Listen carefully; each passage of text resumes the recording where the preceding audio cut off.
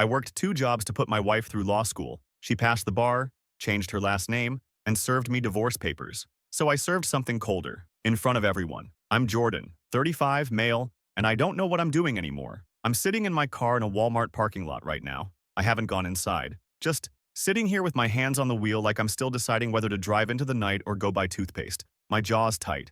My whole body is wired like I just got in a fight. But I haven't said a word in 3 hours. I worked 2 jobs to put my wife through law school, and now she's someone else's problem. No, scratch that. She chose to become someone else's opportunity, because once she passed the bar, changed her last name to Reynolds, not mine, never mine, and started that shiny new job at a downtown firm, I became obsolete. But let me back up. You need to understand who she was before all this, and who I was. Emily, 34, female, my wife, my best friend, or at least the person I thought would be. We met in our mid-20s. I was doing HVAC repair. She was a paralegal grinding away, burning out at a mid-tier office in Tulsa. We hit it off fast. Movie nights, cheap wine, her head on my shoulder while we talked about dreams. She wanted to be a lawyer, always had. I remember her showing me her LSAT prep book on our second date like it was a sacred text. She said, "I just need one person who believes in me." And damn it, I did. I picked up night shifts fixing industrial AC units, then weekends, then side gigs on the side gigs. I didn't complain. I watched her study late into the night with bloodshot eyes and raw hands from stress picking. I cooked dinner, I cleaned, I drove her to exams and interviews. I wanted to be that guy, the one who held it all up while she climbed. The day she got into law school, I cried harder than she did, and for a while, she was grateful.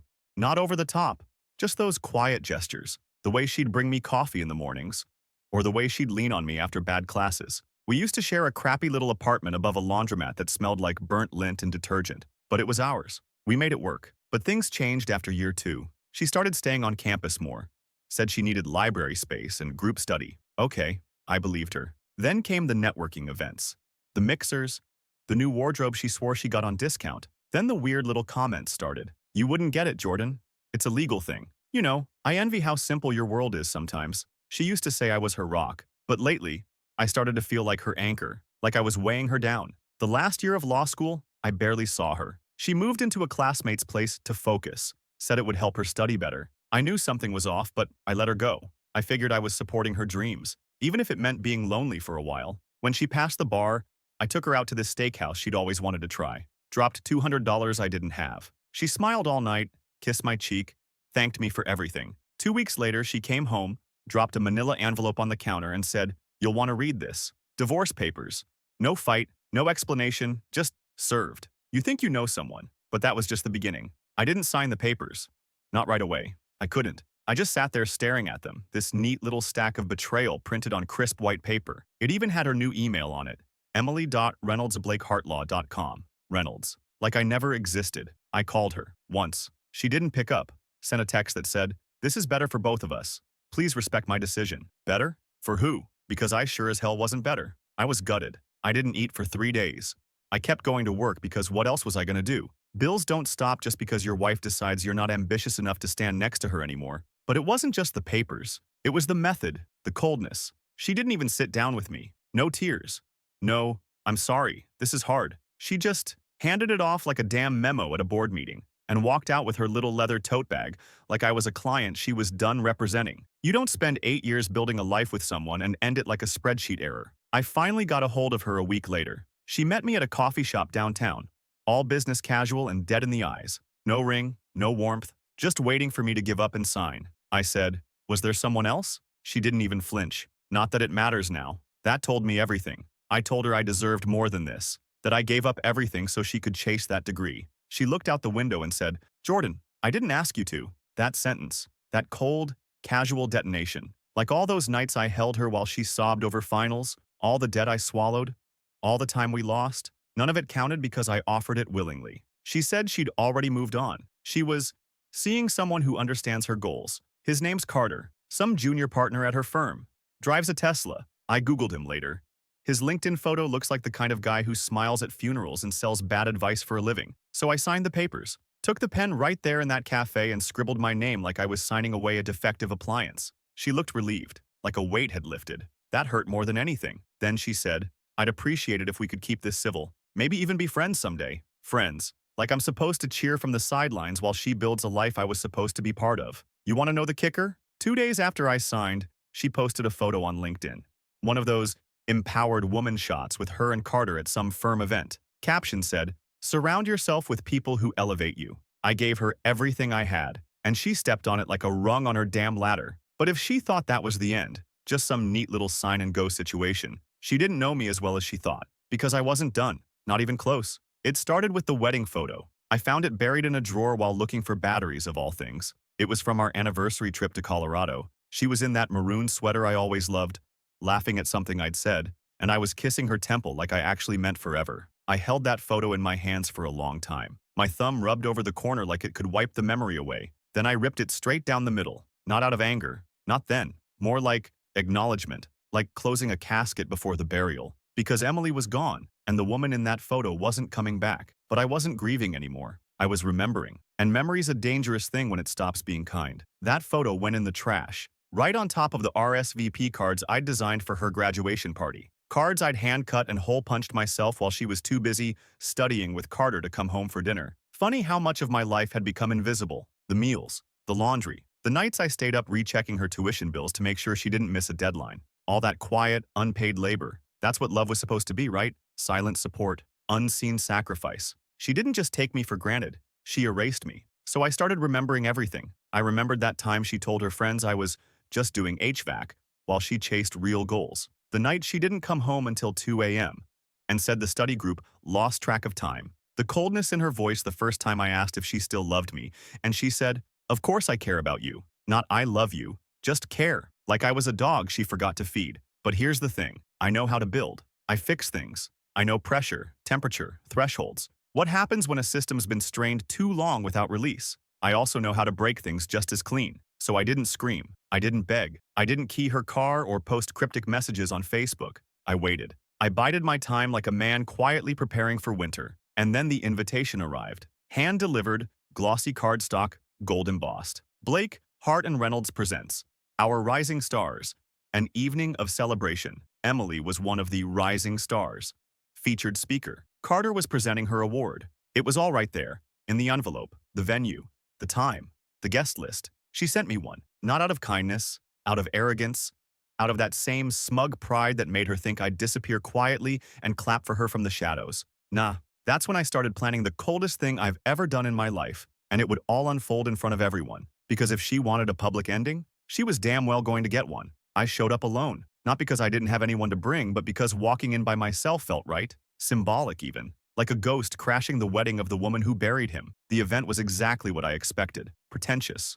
Cold. Catered by people who probably couldn't pronounce half the dishes they were serving. Waiters in gloves, string quartet in the corner, everyone laughing too loud at things that weren't funny. The kind of crowd that talks about mindfulness while screwing over interns. I wore my best suit. Not expensive, just clean, pressed, black tie. I hadn't worn it since our last anniversary dinner. The irony wasn't lost on me. She spotted me the second I walked in. Her smile faltered. Just a little. One of those tiny glitches that no one else would catch unless they knew her the way I did. She was mid-convo with some middle-aged board member, champagne in hand, hair swept up in that effortless way she'd always practiced in the mirror. Carter was beside her, smug, polished, wearing a navy suit that probably cost more than my truck. He didn't recognize me. Not yet. I wandered, took my time, said hi to a few people, let the wine breathe. The event program had her slotted to speak at 7:45. Overcoming Adversity on the Road to Justice. That was the title. I almost laughed out loud. I had to swallow a mouthful of red wine just to keep my face neutral. And that's when I saw it. The slideshow. They had this looping video running on the projector, a montage of the rising stars in their journey to greatness. Baby photos, graduation caps, staged courthouse snapshots. Emily's segment was all soft piano and sepia filters. There she was, holding a coffee cup on campus, laughing with classmates, sitting in front of the law library. No trace of me. No trace of the busted kitchen table we studied at together. No trace of the apartment above the laundromat. No trace of the night I drove through a snowstorm to pick her up after she got stranded at a bar with no ride. I was her past, and her past had been scrubbed clean. And then, there it was, a picture I hadn't seen in years. Our old wedding photo, cropped. Just her. My arm still visible, hand on her waist, face cut out, like I'd been edited out of her life one pixel at a time. That's when I knew I wasn't crazy. She wasn't just moving on, she was rewriting history. They called her name. Applause, smiles. She walked up, all grace and poise, and took the mic like she belonged there. She started talking about struggle, sacrifice, growth, all the usual bullet points. She said, "There were times I didn't think I'd make it here. I felt small, invisible. But I learned to surround myself with people who saw my worth, and that's when I moved. I walked to the front, past the crowd, up toward the podium. Not fast, just steady, calm. A few heads turned, a few whispers. Emily looked up, and her voice cracked mid-sentence. I pulled something from my coat pocket. Not a weapon, nothing illegal, just a folder. And then I spoke, into the mic, facing the crowd, as every eye turned to me. Sorry to interrupt. I just wanted to return something she forgot on the way up. I held up the folder, flipped it open. Inside, photocopies, all the receipts, every tuition payment in my name, every rent check, every signed lease, the damn grocery list from the nights she didn't come home, and stapled to the front, our wedding vows, the ones she wrote. Everyone went dead silent. I set the folder on the podium, nodded once, and walked out. Didn't look back. Not yet. But oh, I would soon, because this was just the beginning. And Reddit? You won't believe what happened next. Update 1. All right, Reddit. Damn. I did not expect that to blow up the way it did. I read through every single comment. Yes, even the unhinged ones. Y'all are ruthless, hilarious, and honestly, way too invested in my life. But I appreciate it. I really do. Quick recap for those just catching up. I, Jordan, 35 male, worked 2 jobs to support my wife Emily through law school. She passed the bar, changed her last name, and served me divorce papers. Cold. Detached. Like I was a phase she outgrew. So I showed up to her law firm's Rising Stars event and handed over a folder. Proof of every sacrifice she'd buried to rewrite her "I did this all by myself" origin story. And I walked out. But apparently, that wasn't enough, because 3 days later, she showed up at my house. Yeah, in person. No warning, no call. Just her little Lexus in the driveway like we were still married and she forgot her purse. I opened the door and said flatly, "Did you lose your spotlight already?" She didn't laugh, didn't smile. She looked wrecked, hair unbrushed, eyes rimmed red, makeup smudged like she'd been crying in a parking lot. "What the hell was that, Jordan?" she said. I told her that was the truth. She went off. "You humiliated me. You hijacked my moment. You made me look like the person you actually are," I said. She froze. For once, she had nothing scripted to say. And then, like clockwork, the mask cracked. First came the fake victim tears, then the guilt trips. "I worked so hard. You don't know what that pressure was like. Everyone expected me to be perfect." I said, "Yeah, I do know. Because I was the one holding everything up while you got to just focus." That's when she snapped. "You were always so small, Jordan. You never pushed yourself. You were content with mediocrity. That's why I outgrew you." And there it was. The real her. Not crying, not apologizing, just disdain. So I smiled and said, "Glad you finally said it out loud. Makes what's coming next a lot easier." That got her attention. "What does that mean?" she asked, voice suddenly sharp. I didn't answer. Because Reddit? She has no idea what I've got planned. Turns out, Emily's whole persona, her image, her entire brand at that firm, is built on one lie she never thought would surface. But I found it. And if she thought a folder at a party was cold, wait until she sees what I've got next. Revenge isn't loud. Sometimes it's quiet, surgical, precise, and it hits when they think it's all blown over. Buckle up, she plagiarized. That's the secret. The paper that got her noticed during her last year of law school, the one that landed her the internship, the recommendation letters, the early offer from Blake, Hart and Reynolds. It wasn't hers. Well, not entirely. Because the original version? I wrote it. Yeah, me, the HVAC guy with no degree.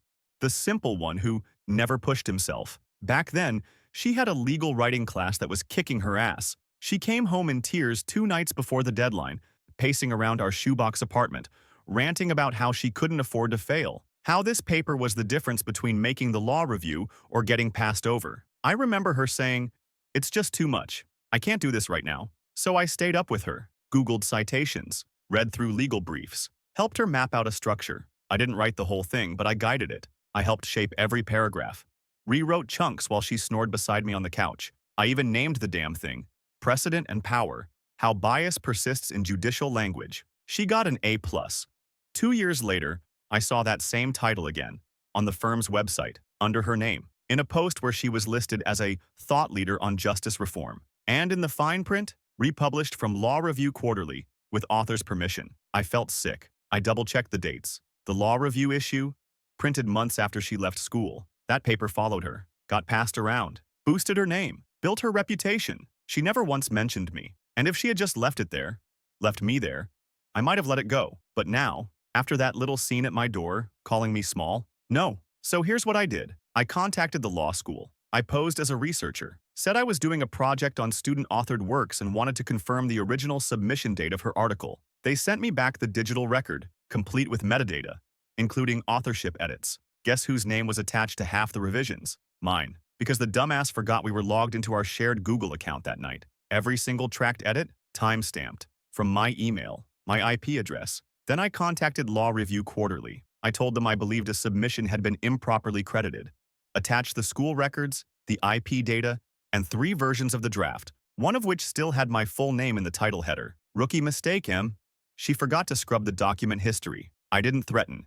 I didn't scream. I just documented. And then I CC'd the managing partner at Blake, Hart & Reynolds. That's the kind of thing law firms don't take lightly. Plagiarism, misrepresentation, academic fraud. That's not just a bad look. It's career suicide. 3 days later, I got a response from the Journal. They've launched an internal investigation. No legal threats yet. But the partner? Oh, he responded too. Just 6 words. Thank you for bringing this forward. Now I wait. Because what comes next isn't just mine to give. It's hers to lose. She's suspended. Not officially, not yet. But I've got eyes on the inside now. Someone at the firm, someone who remembered my face from the event, slipped into my DMs. We'll call him Drew, junior associate. Said he'd been working with Emily on a few pro bono cases and always got a weird vibe from her. When my email hit the partner's inbox, apparently the whole place went dead quiet for a day. Phones off the hook, meetings behind closed doors. Then Emily stopped showing up. Drew said HR pulled her in for a compliance review, which is corporate speak, for we're about to figure out if your ass is fireable. She hasn't been in court. She hasn't logged any billable hours. Her name's disappeared from 2 upcoming panels she was scheduled to speak on. They're trying to handle it quietly. But the cracks are showing. Because on Friday night, I got a text. Blocked number. Just 1 line. You think this makes you better than me? Didn't need a name. Didn't need a number. I knew it was her. The same tone, the same venom, the same inability to take a single ounce of accountability. So I sent a photo in response. It was her wedding vows. The real copy. The one I'd kept. Handwritten. Full of lines about how we were a team, how she'd never forget where we started, and how success means nothing without someone to share it with. I didn't say a word. Just the photo. No reply after that. But here's the twist, Reddit. She tried to spin it. Yesterday, her old law school roommate, Jess, called me out of nowhere. I hadn't spoken to her in years, but we always got along. Jess said, "Hey, I don't know what's going on, but Emily posted something weird." I checked, and there it was. A vague Instagram story, all black background with white text. Sometimes the people who lift you up are the ones who are dying to see you fall. Betrayal never comes from enemies. Followed by a photo of her old student ID. Caption: Nobody handed me anything, except I did, Em. I handed you everything. And now I'm taking it back. But here's the real kicker. The revenge wasn't just about making her fall. It was about reminding her who caught her when no one else would. The man she edited out of her life is the same one who just reinserted himself. In footnotes, in email chains, in legal review records, indelible, and irreversible. And just when I thought I was done, just when I thought the final nail had been driven in, I got a call. Not from Emily, from Carter. Yep, him. But that Reddit? That's gonna need a whole separate update. Because what he said changed everything. Update 2. Okay, Reddit. I wasn't going to post again. I thought the whole saga was done. I thought I'd said my piece, done my damage, and moved on. But then Carter called me. Yeah, Carter. Mr. Tesla smile and tax loophole. The junior partner she left me for. The one who looked at me like I was gum on his Gucci loafer the one time we crossed paths. He left a voicemail. Calm, composed, corporate. Jordan, hey, I know this is unexpected, but I think we should talk. There's something you need to know about Emily. I ignored it. 2 days later, he called again. This time I picked up. The man was shaking. I didn't know, man, he said. I swear to God I didn't know she was still married when we started dating. What? She told me you guys were separated. She said you didn't support her goals, that you were controlling, said you guilt-tripped her for being successful. I didn't say anything. He kept going. I found your email, the one with the documentation, the receipts, the folder, all of it. She told the firm you were lying, that you were some jealous ex trying to tank her career. I actually laughed. But Carter wasn't done. I asked her to come clean. She screamed at me, said I was taking your side. Then she trashed my apartment. He sent me pictures, broken glass, shattered wine bottle on the floor, my old wedding photo, the one she cropped me out of, torn in half again and burned in his sink. She told me I was just the next rung, he said. Said I didn't elevate her. I owed her. Sound familiar? Carter's voice cracked at the end. I'm ending it. I already told HR everything. She's done here. They're just figuring out how to protect the firm. Then, he said the one thing I never thought I'd hear. Jordan, I'm sorry, man. I really am. She used both of us. He wasn't wrong, so I thanked him, genuinely. Because that phone call, that was the final nail. Not mine, hers. And here's what's wild, Reddit. I don't feel triumphant. I don't feel vindicated. I feel empty. Like I'd been dragging this weight around for so long, I forgot what it was like to walk without it. I spent so much time trying to prove I mattered, that I helped her become who she was, that I was real, and loyal, and good. But I don't need her downfall to validate my worth anymore. I'm still here, still standing, still rebuilding. She's the one who has to explain herself to every room she enters now. And as for the final piece, the revenge cherry on top, well, there's one last thing I did. It's already in motion. Let's just say, her mother always adored me. And the next time Emily walks into a family gathering, she's going to find out just how much of her story I've rewritten too. Last post coming soon. The ending is colder than you think. Her mom called me son again. That's how this all began. After everything, after the event, the exposure, the fallout, I thought Emily's family would circle the wagons around her. But apparently, they saw the fire coming and backed the hell away. Her mom, Maryanne, reached out a week after the firm suspended Emily, left a voicemail like nothing had happened. Just, hey sweetheart, I made your favorite carrot cake. Come by anytime. I stared at my phone for a good 10 minutes before I called her back. She knew everything. I warned her, Maryanne said. Told her not to forget the man who held her together. Told her not to lose herself in titles and business cards. I almost broke down hearing her voice. I didn't realize how much I missed being seen. Turns out, Maryanne had kept every thank you note I wrote, every photo, every holiday card. She told me, Jordan, you were the only man I ever trusted with her heart, and she broke yours like it was nothing. That was when the idea came to me. See, Emily's entire image was built on legacy, her against all odds story, how she rose from humble beginnings, the first in her family to become a lawyer. Her graduation speech even quoted her late father. Stand tall, even when your past tries to pull you back. What if I reminded everyone where she came from? I asked Maryanne if she was planning the annual family reunion this year. Big backyard thing. Happens every summer, usually around her dad's birthday. The one event Emily never missed because it made her look wholesome, grounded, rooted. And Maryanne, bless that woman. She just said, would you like to do the speech this year? So I did. I stood under that oak tree, in front of 50 people, cousins, aunts, uncles, nieces, and told them the real story.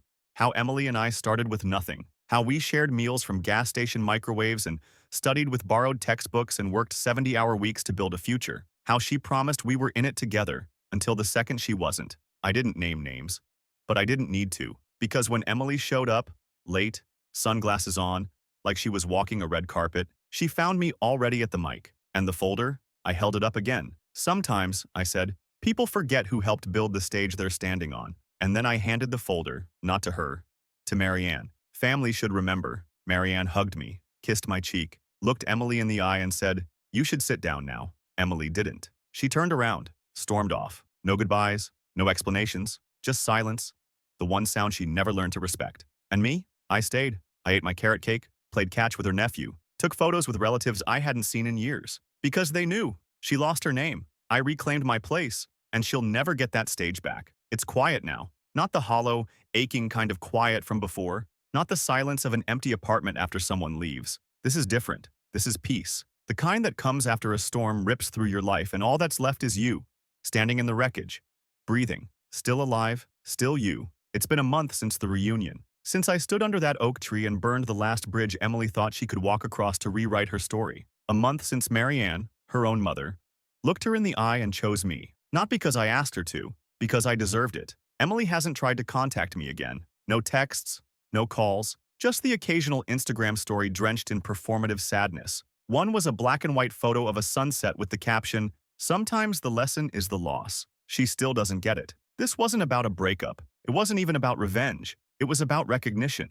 I spent 8 years building a life with someone who treated me like scaffolding, something to hold her up until the real structure was finished. She thought she could climb higher if she stepped on me hard enough. So I became the one thing she never expected. The proof. Proof that she didn't rise on her own. Proof that behind every self-made success is often someone quietly bleeding in the background, patching holes, staying up late, working extra shifts. I was never the villain in her story. I was the ghost she tried to erase. And now, everyone knows. Her firm knows. Her family knows. She knows. The awards have stopped. The speaking invites dried up. Her LinkedIn went quiet, and I heard, through Drew, yeah, he still keeps me in the loop, that she was asked to take an extended leave to reassess her professional conduct. Translation? She's radioactive. As for me, I got a promotion. My boss found out about everything after Maryanne posted a photo from the reunion with the caption, "Proud of the man you are. You never needed a stage to stand tall." The photo went a little viral. Someone at a trade school saw it, asked me to come talk to their class about resilience and skilled labor.